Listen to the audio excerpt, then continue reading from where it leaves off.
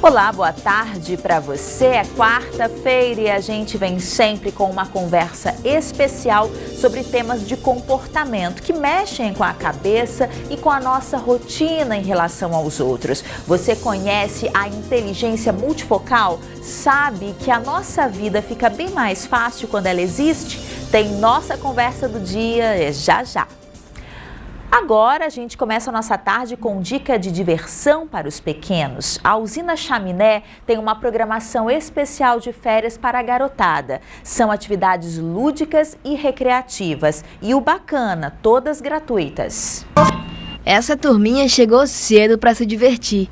Já começaram as férias escolares em muitas instituições e mesmo o recesso sendo curto para muitos alunos, os pais arranjam um tempinho para que os filhos façam algo diferente, longe de tecnologia e perto de outras crianças. Hoje os pais eles não prestam muita atenção nas crianças, entregam o celular e tá caladinha, tá ótimo. Entendeu? Então não vê as necessidades que as crianças têm de brincadeiras, né? Brincadeira de corda que hoje não tem mais, pular amarelinha. Na frente da minha casa tem desenhado uma amarelinha, que até adulto brinca quando passa. A Usina Chaminé, no centro de Manaus, oferece leitura, desenho, brincadeiras lúdicas e mostra até um pouquinho da Amazônia para os visitantes mirins.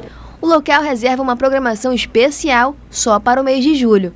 Nós vamos ter pintura, leitura, cinema, teatro de fantoche e reciclagem. A entrada é gratuita e os pais ou responsáveis precisam acompanhar as crianças durante a visita.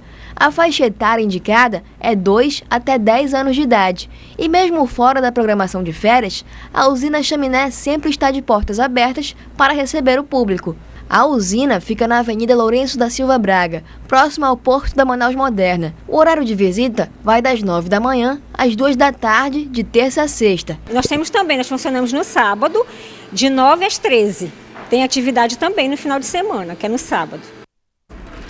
Você que é viciado em internet, de acordo com o Centro de Estudos sobre Tecnologias da Informação e Comunicação, no Brasil, pelo menos 80% das crianças e adolescentes têm acesso à internet. Mas será que os pais sabem o que os seus filhos já acessam na grande rede? Eles conseguem ter esse controle devido à facilidade das crianças entrarem em contato com o universo digital? Eles estão descobrindo o mundo de uma maneira bem diferente dos pais e dos avós. A tecnologia permite aprender coisas novas na velocidade de um clique. Mas será que é possível controlar esse ritmo ou tanta liberdade? A internet hoje, além de ser algo muito bom para si, ela também pode ser perigoso. Eu vejo algo diferente, eu vou converso com eles, sento com eles, que eu acho que é uma forma melhor da gente, ter uma comunicação com ele, para a gente saber o que está acontecendo. De qualquer maneira, os pais precisam ficar atentos. Esse encantador universo tecnológico pode prejudicar o rendimento escolar e as relações familiares e sociais dos jovens. Um simples passatempo pode se transformar em horas e horas em frente ao computador e smartphone e se tornar um vício, muitas vezes incentivado pelos próprios adultos. Os pais são os primeiros a criar essas redes sociais a essas crianças, a esses jovens, incentivar isso. Então é importante ter muita cautela nesse processo. Crianças não devem ter redes sociais, a não ser monitoradas pelos pais. Tem que haver um monitoramento, tem que haver o limite. São as crianças e adolescentes que passam mais tempo na internet como forma de lazer. E para os especialistas, é aí que se esconde um grande problema. Isso porque na rede de computadores é fácil ter acesso com comunidades que compartilham informações prejudiciais para a saúde. E o que começa no mundo virtual pode gerar grandes impactos na vida real. Um exemplo é o fenômeno Baleia Azul, um jogo difundido pela internet que surgiu em 2015 na Rússia e ficou em evidência nos últimos meses, depois de relatos de automutilação e de suicídio de jovens em alguns países, inclusive no Brasil. Esta psiquiatra explica que esse tipo de caso tem relação com comportamentos depressivos. Esse envolvimento, ele tem um grupo de pessoas que são suscetíveis. E essas pessoas elas vão se sentir encorajadas a terem atitudes que elas não teriam sem a motivação externa, sem um apoio externo. Hoje nós temos também séries de TV né, falando abertamente sobre questões de suicídio e que muitas vezes vão de contra todo o manual de imprensa, todo o manual de exposição dessas situações. Todo mundo é tão legal até que te leve a cometer suicídio. E cedo ou tarde a verdade vai aparecer. As pessoas pensam que estão abordando um tema como prevenção, mas na verdade estão dando um foco de estímulo e de encorajamento a quem já tem desejo de morte. A psiquiatra destaca ainda que o zelo pela segurança dos filhos não deve ser confundido com invasão de privacidade. Quem tem invasão de privacidade é uma pessoa adulta. Uma criança, um adolescente, ele precisa da supervisão. Quando ele fica tendo acesso precocemente a um estímulo excessivo de dopamina, que ocorre com drogas, mas que também ocorre com jogos, ocorre com conteúdos sexuais e ocorre com várias circunstâncias onde o indivíduo se vê envolvido de uma forma que nada mais vai gerar prazer, além daquela circunstância que se torna compulsiva para ele. A gente vai para um rápido intervalo e daqui a pouquinho a nossa conversa é sobre inteligência emocional. Como anda a sua, hein? É depois do intervalo, já já.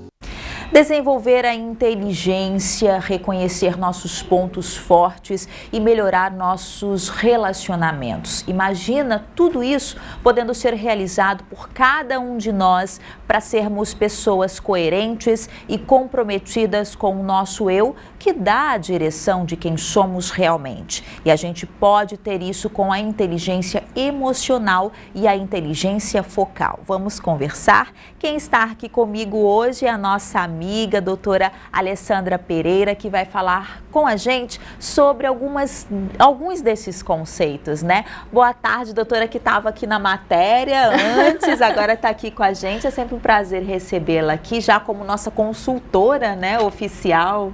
Bom, uma satisfação a mim estar aqui mais uma vez com vocês e nós podermos conversar, orientar a população, fazer o que eu chamo de educação em saúde, né? Que é um conceito que nós precisamos deixar as pessoas sempre bem informadas. É muito importante que as pessoas conheçam cada vez mais sobre os transtornos mentais, sobre o comportamento e principalmente porque a Associação Brasileira de Psiquiatria tem uma campanha importantíssima chamada Psicofobia é Crime. E nós não podemos ter preconceito com as pessoas que carregam consigo algum transtorno mental, e sim a disposição de ajudá-las. Doutora, hoje a gente vai falar sobre a inteligência emocional. Por que é tão importante a gente desenvolver essa inteligência? Mas, antes, explica para o telespectador, na verdade, o que é a inteligência emocional. Vamos lá. Então, a inteligência é aquela sua habilidade de lidar com coisas concretas ou abstratas, e isso pode ser medido. Então, antigamente falava-se muito em QI, o coeficiente de inteligência. E nós descobrimos, né, a ciência descobriu, que isso é responsável por apenas 20% do sucesso do indivíduo. Então, por que tem pessoas que são inteligentíssimas? Nos bancos de escola, a pessoa só tira 10, é o melhor aluno da sala, CDF da turma. E quando chega na hora da prática, da pessoa se desenvolver, porque lembre-se que nós passamos grande parte de nossas vidas, praticamente de quando nós entramos assim, no meio da infância mesmo, bem no comecinho da infância, até a adolescência num banco de escola. E tudo isso é responsável por apenas 20% do que nós vamos ter de sucesso ao longo da nossa vida. Veja só como isso é importante. E os outros 80% vêm de onde? Vem exatamente da inteligência relacional, da inteligência emocional, da inteligência multifocal. Enfim, depende muito do autor esse conceito, mas é a sua capacidade de se relacionar, de conhecer suas emoções, de se colocar diante do mundo e de compreender o mundo que é apresentado a você. O que atrapalha, às vezes, a gente lidar com as emoções? E já começa com a infância, de repente, aquele não que não recebeu com os pais e vai para uma escola e vê que a vida não é bem assim. Isso aí tem relação à inteligência emocional, doutora? Muito. Essa questão da infância é importantíssima, Bia, o que você está falando. Por que isso é tão importante? Porque quando nós somos crianças, a birra é o melhor momento de se impor limite. A birra é o melhor momento de se educar e é a grande dificuldade de todo pai e mãe. Por quê? O que acontece? A criança, ela precisa desenvolver aquela habilidade de conhecer a sua emoção. Então, quando a criança está chateada com alguma coisa, é importante não ter uma atitude para que a criança não se chateie, mas fazê-la compreender e nomear. Eu vou dar um exemplo. Uma criança quer adquirir determinado objeto. A gente vê muito isso na sociedade, né? E naquele momento não é possível. Talvez até seja possível financeiramente o pai ou a mãe fornecer, mas será que seria interessante naquele momento? Será que existe merecimento naquela ocasião? Então, naquele momento, a pessoa se depara com uma situação onde ela não pode ter algo que ela deseja. E desejo é uma coisa e sonho é outra. Então, aquele desejo não realizado, a pessoa fica frustrada, fica com raiva, a criança fica chateada. E nesse momento é importante o pai ou a mãe não ser reativo e reagir também com raiva, também com frustração, também com irritabilidade, porque o filho não correspondeu às suas expectativas. E se nomear, pontuar, você está chateado, você está com raiva, você está irritado. E eu compreendo isso, mas isso não será possível só porque você quer. Porque nem sempre a vida nos apresenta o que nós queremos. Então eu compreendo o seu sentimento, mas isso não será possível nesse momento. E você permitir que a criança lide com aquela emoção negativa.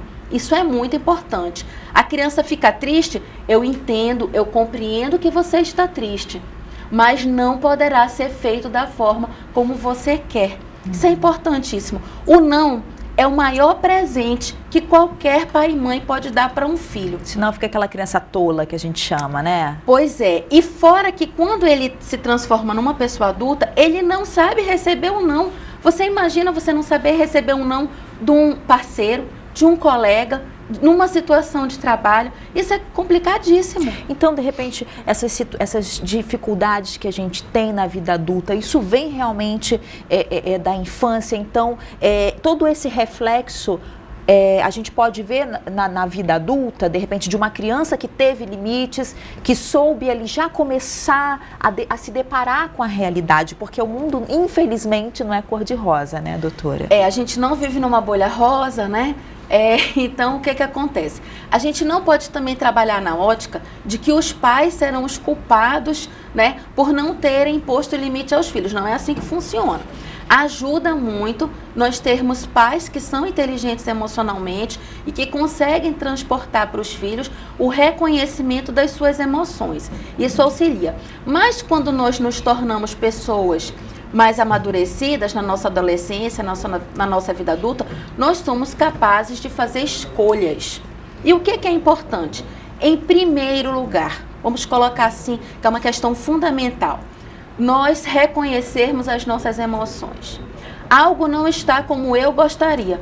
O que eu estou sentindo? Eu estou triste? Eu estou com raiva? Eu estou chateado? Eu estou revoltado? Eu estou com medo de enfrentar uma determinada situação, porque ela me tira da minha zona de conforto? Qual é o sentimento que eu tenho? É insegurança? Primeiro lugar. Em segundo lugar, vamos pontuar uma coisa muito importante. Eu reconheci qual é o meu sentimento, eu estou com medo do que virá a acontecer. Eu estou triste porque eu tive uma grande perda. O que eu vou fazer com esse sentimento? O que fazer com aquela emoção? Isso é importantíssimo, porque muitas vezes, quando eu reconheço meu sentimento, eu não sei o que fazer com ele. Então, é como se você fosse aprender a cozinhar. Você tem os ingredientes, mas você não sabe qual é o ingrediente que você vai utilizar e como você vai utilizar aquilo. Ok, atingimos o segundo passo. Como é que eu vou me motivar? Eu preciso ser uma pessoa capaz de me motivar, de compreender o meu valor e saber que eu tenho capacidade de lidar com o meu medo, com a minha tristeza, com a minha raiva, com a minha angústia. E quando eu compreendo que eu sou capaz de lidar com aquilo e que eu me motivo e me coloco numa situação que eu não vou ser vítima do que o mundo está me colocando na minha vida, do que o mundo coloca na minha vida, eu começo a ser autora da minha própria história. Então sou eu que vou decidir o que fazer com aquela situação que me atemoriza. Não é a situação de medo que vai me paralisar e me deixar sem fazer nada. E o que nós mais vemos hoje são pessoas completamente paralisadas, sem atitude diante da vida, porque a pessoa entra numa situação de dificuldade e ela não consegue, primeiro, reconhecer sua emoção, segundo, saber lidar com ela e terceiro, se motivar para realizar o enfrentamento. São 3 coisas bastante importantes de você desenvolver se você ainda não está se reconhecendo muito bem. Doutora, é possível a gente aí enumerar algumas características de uma pessoa que sabe lidar com a inteligência emocional? Sim, com certeza, Bia, porque nós percebemos isso socialmente. Eu vou dar um exemplo para você. Digamos que uma pessoa tem uma apresentação social. A pessoa tem uma apresentação, ela tem medo de ser mal vista, de não se colocar adequadamente e naquele momento ela paralisa.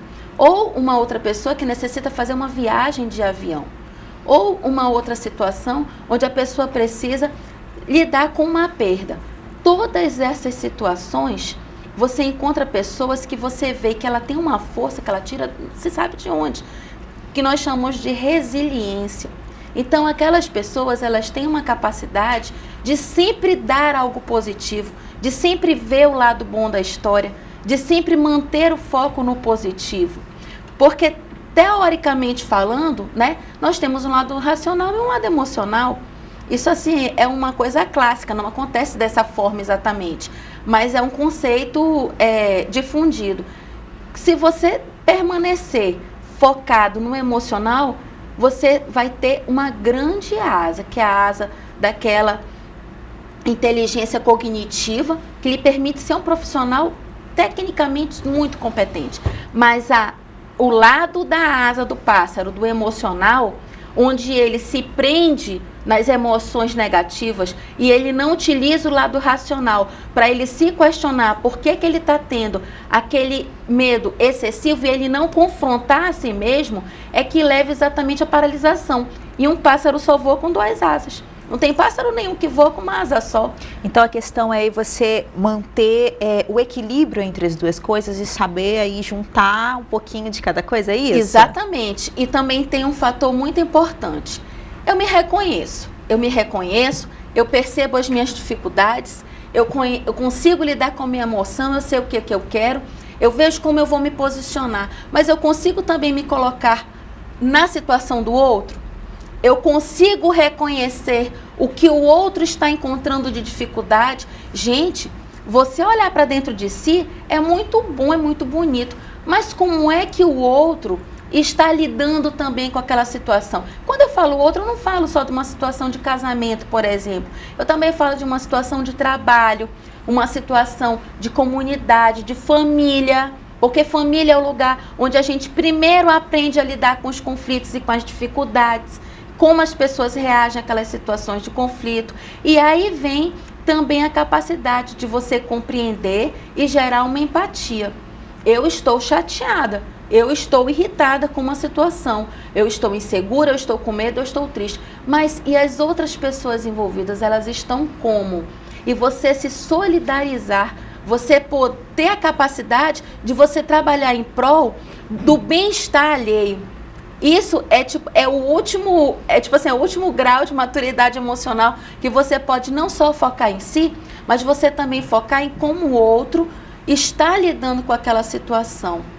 Tem uma história que eu acho muito bonita, que é assim, o garoto se atrasou, demorou para sair da escola, e aí ele chegou em casa encharcado, porque estava com muita chuva mesmo, estava chovendo intensamente. Vamos falar aqui no nosso regional, estava o maior toró, e aí naquele momento do maior toró, ele disse, gente, quando eu chegar em casa, minha mãe vai brincar muito comigo, vai ralhar muito comigo, minha mãe, Por que a minha mãe vai ralhar muito comigo? Eu estou molhado. Acho que meus cadernos, meus livros devem ter molhado também. E eu estou chegando atrasado. Então, com certeza, quando eu chegar em casa, isso vai me trazer sérios problemas. Quando ele abriu a porta, a mãe veio com uma toalha na mão e disse para ele: filho, corre para o banheiro, te enxugue, toma um banho morno, porque você pode resfriar. Naquele momento, a mãe estava muito preocupada com ele, com toda a situação, mas ela teve inteligência emocional de pensar primeiro no que seria a necessidade dele naquele momento. E muitas vezes a gente pensa na nossa necessidade, mas a gente não consegue identificar qual é a necessidade do outro ou dos outros numa situação coletiva. E quando uma criança vem insegura, com medo, com raiva, querendo um amparo do pai ou da mãe ou do colega que tenha uma palavra naquele momento que reduza o seu desconforto, nem sempre é isso que ele encontra. E muitas vezes essa atitude é que vai fazer a diferença, a grande diferença nos relacionamentos e a inteligência relacional e a melhora nos relacionamentos interpessoais. Doutora, a gente tem uma matéria, olha só. Vamos lá. A preocupação das escolas com a formação dos cidadãos está aumentando. Cada vez mais, professores estão ensinando aos alunos a importância da gestão de emoções. Em Manaus, uma escola de educação infantil e fundamental já aplica lições de inteligência multifocal na sala de aula. Uma teoria criada pelo renomado escritor Augusto Cury. Olha só. Foi em uma fase difícil da vida que o Paulo começou a buscar em livros as respostas para alguns problemas pessoais. O universitário começou a se interessar e ler mais sobre o controle das próprias emoções. No ambiente de trabalho, no ambiente social, até na própria família, a ajudar a alcançar uma evolução maior da psique, de como aprender a viver de uma melhor forma, como sendo líder de si mesmo. E foi durante a visita a uma livraria há 5 anos que ele descobriu a inteligência multifocal, uma teoria desenvolvida pelo médico psiquiatra e escritor brasileiro Augusto Cury, reconhecido internacionalmente pelas mais de 60 obras de literatura, qualidade de vida e equilíbrio psicológico. Não se sabia que o pensamento deveria ser administrado.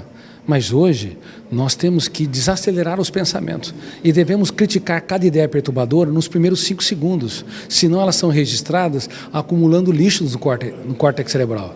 Agora imagina que milhões de jovens do mundo todo estão apresentando sentimento de culpa, mas as escolas são tão cartesianas, racionalistas, que não ensinam os alunos a reciclar o lixo do sentimento de culpa, da autopunição, da baixa autoestima. A pesquisa deu origem a um programa educacional chamado Escola da Inteligência, que começou a ser implantado nas salas de aula com foco em crianças e adolescentes. Em todo o país, mais de 350 escolas já aplicam essa metodologia. Nós estamos em uma delas, aqui em Manaus. Uma vez por semana, os alunos dão uma pausa dos estudos das matérias tradicionais para falar de comportamento e bem-estar.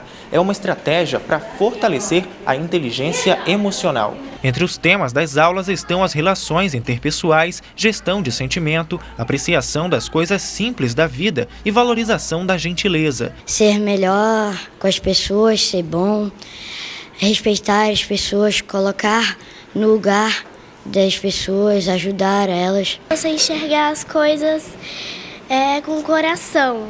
Fazer das pequenas coisas um espetáculo. De acordo com a coordenadora pedagógica da instituição, a proposta é assegurar uma educação mais humanizada, com ênfase nas formações psicológica e de caráter. É um trabalho realmente de base.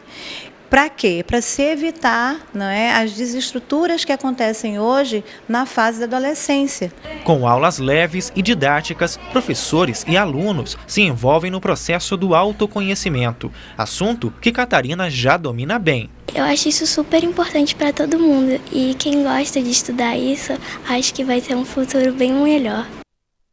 Olha só, a gente viu ali, né, que uma dessas crianças já deixou bem claro que você tinha acabado de falar, se colocar no lugar do outro, né, já dá para entrevistá-la. Já dá para entrevistá-la. Aí eu te pergunto, qual é o conceito aí dessa inteligência multifocal para a gente poder ter uma ideia? Bom, vamos lá.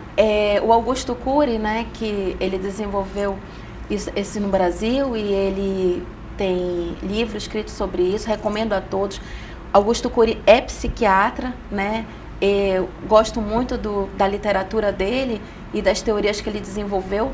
Ele fala muito da inteligência multifocal, que é você focar em várias coisas ao mesmo tempo, você não se prender a determinadas situações e você se colocar como autor da própria história. Você não se fazer vítima das situações, e sim você saber enfrentar aquelas situações com a inteligência de lidar com aquelas habilidades internas, né? Com as ferramentas internas que você tem de lidar com as situações difíceis.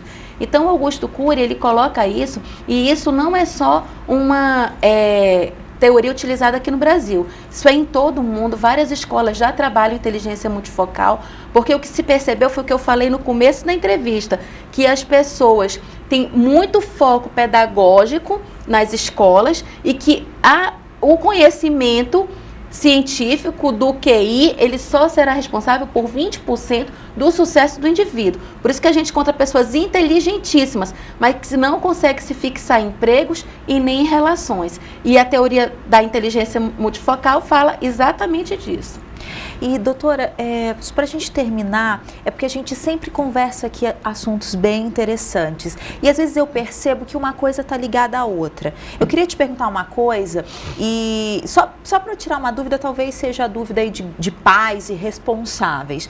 A dificuldade que uma criança tem de lidar com os sentimentos, lidar com o não, aí vem essa frustração. Isso pode acarretar a ideia de suicídio que a gente vê já crescendo em crianças e adolescentes? Sim, vamos lá. Vamos primeiro, assim, a gente não pode às vezes ser tão objetivo e generalizar todas as situações. Mas tem uma situação que é muito importante. Quando você tem dificuldade de enfrentar situações de perda, de adversidade, de dor, você não consegue lidar com a frustração, você começa a acumular culpas, né? Como foi exposto aí na matéria, o próprio Augusto Cury falando, e aquilo leva a processos depressivos, você começa a ter medo de situações da vida, isso gera processos de ansiedade, e nós sabemos que a grande maioria das pessoas que começam a ter ideação suicida, têm tentativas de suicídio, são pessoas portadoras de transtorno mental. E que esse transtorno mental, se identificado e adequadamente tratado, é exatamente o que vai prevenir o suicídio. Então, como nós podemos trabalhar a prevenção do suicídio? Fortalecendo o emocional, identificando quando essas alterações se tornaram patológicas, quer dizer, se tornaram doenças, a pessoa deixou de funcionar de forma adequada, trabalhando a estrutura da personalidade do indivíduo desde a infância, e essas situações vão culminar com adoecimento quando não sendo bem tratadas. E superando as adversidades, você consegue se fortalecer e gerar menos sofrimento psíquico, que levará ao adoecimento e futuramente até a uma ideação suicida. Cada entrevista eu percebo o quanto todos nós, seres humanos, nós precisamos de um acompanhamento de um psiquiatra, de um terapeuta, de um psicólogo. A gente tem que tirar essa ideia, não, eu não posso ir para o psiquiatra, né? Porque psiquiatra é coisa de doido. Essas emoções, o dia a dia, a vida anda tão, o tempo urge e às vezes a gente não sabe lidar com isso. Então, cada entrevista que eu tenho aqui com você, tenho com o terapeuta, o Ney Barroso, que vai estar aqui quarta-feira que vem também, com a Dilza, nossos consultores queridos, eu vejo o quanto a gente precisa de vocês. Muito obrigada por essa consultoria, pela parceria, por cada entrevista que vocês nos concedem. Bia, sou eu quem agradece, porque é sempre uma satisfação estar aqui, conversar com as pessoas. Eu sempre digo, psiquiatra não morde, não agride e não vai lhe passar medicamento sem critério técnico. As pessoas precisam compreender que para nós pegarmos um bloco de receituário e prescrevermos algum medicamento, isso tem uma base técnica e científica. A sociedade precisa compreender que a psiquiatria, ela não é uma ciência abstrata que tira aquela informação do nada. Nós temos hoje grandes avanços da neurobiologia, da neurociência, que mostram as substâncias químicas que estão alteradas dentro do cérebro, mostram o funcionamento, o cérebro em funcionamento, em atividade, através de muitos exames e muitos estudos, e que as doenças elas têm uma base estrutural, locais alterados onde elas acontecem de verdade e substâncias químicas que estão realmente em desequilíbrio dentro do cérebro. Nós precisamos trabalhar esse conceito de que só a vontade, a motivação pessoal vai resolver 100% das questões. Os quadros leves, eles podem ser resolvidos só com a ajuda de profissionais qualificados que são psicólogos, terapeutas, sim. Mas os quadros moderados a graves, eles necessitam de auxílio de medicamentos. E medicamento, gente, não é droga, porque psiquiatra não é traficante. Ele está prescrevendo medicações baseadas em conceitos científicos. Isso é importantíssimo a população saber. Porque quando você acredita que você vai para um psiquiatra porque você é louco e você vai ficar dependente de um remédio, se você vai gerar uma dependência química, é porque você não está acreditando naquilo como ciência. Você está acreditando naquilo como um fruto de um conceito abstrato que o psiquiatra está passando baseado em achismo. E não existe isso. Então é muito importante que nós consigamos compreender que assim como nós temos estruturas orgânicas e substâncias químicas envolvidas nas outras doenças, nós também temos locais e substâncias identificadas nos transtornos mentais. Doutora, muito obrigada pela conversa. A gente se encontra numa próxima. Obrigada. Sempre uma satisfação. Obrigada a todos vocês. Agora a gente chama um rápido intervalo e daqui a pouco tem Cores e Sabores no Meio Dia em Revista. Que tal uma receita de farofinha mineira, hein? É só um minuto.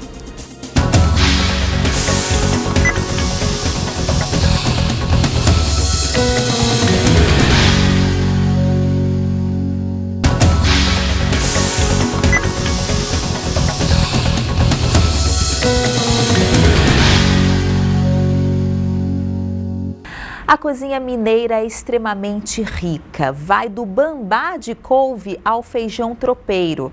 No Cores e Sabores de hoje, nós temos uma dica para você que é amante de farofa. É uma receita inspirada naquele estado gostoso de Minas Gerais, olha só.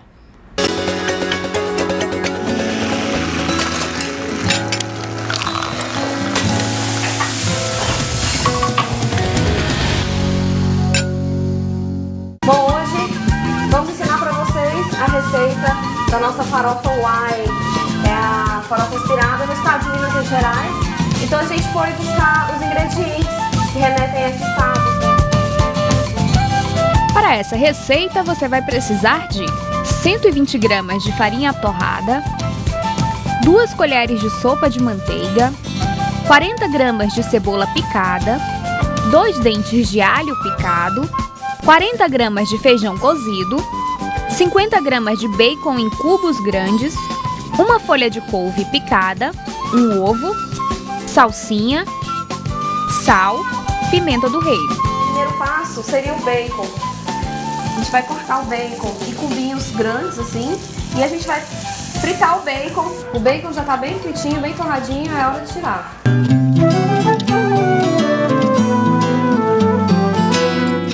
Bom, agora a gente vai fritar o couve. Gente, o ponto de tirar a couve é quando ela já tá verde escuro, que ela já for crocante e durinha. Depois de tirar o bacon, a gente aproveita o óleo dele para fritar o ovo. Então a gente só bota aí uma pitadinha de pimenta do reino, porque o sal já tem do bacon que soltou na gordura. E aí a gente mexe até ele ficar cozidinho. Bom, ingredientes preparados, agora a gente vai finalizar a farofa. A panela já está quente, vamos colocar aqui parte da manteiga para fritar com a cebola. A cebola já está no ponto, fritinha, é hora da gente colocar a farinha. Vamos torrar um pouquinho mais a nossa farinha e incorporar a manteiga nela. Eu já vou deixar, dar uma pitada de sal aqui, antes de levar na panela.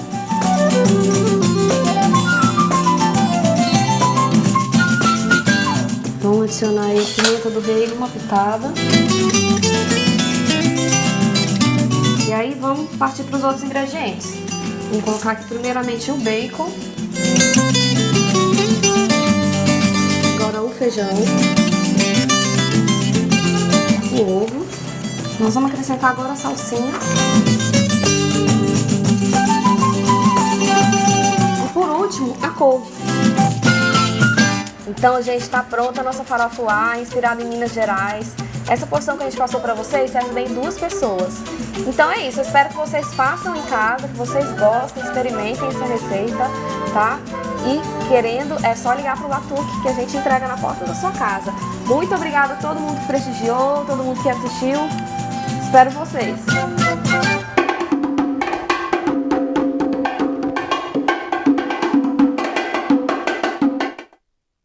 Olha a cara da pessoa aqui com água na boca nesse horário, né? Tá aí a dica do Cores e Sabores, essa farofinha. Dá para arriscar, né? É bem fácil de fazer. A gente fica por aqui e volta amanhã para conversar sobre empreendedorismo colaborativo. A forma de não lucrar sozinho e crescer junto com parcerias. Não vai perder, hein? Eu te espero aqui amanhã, 12h30. Até lá. Tchau!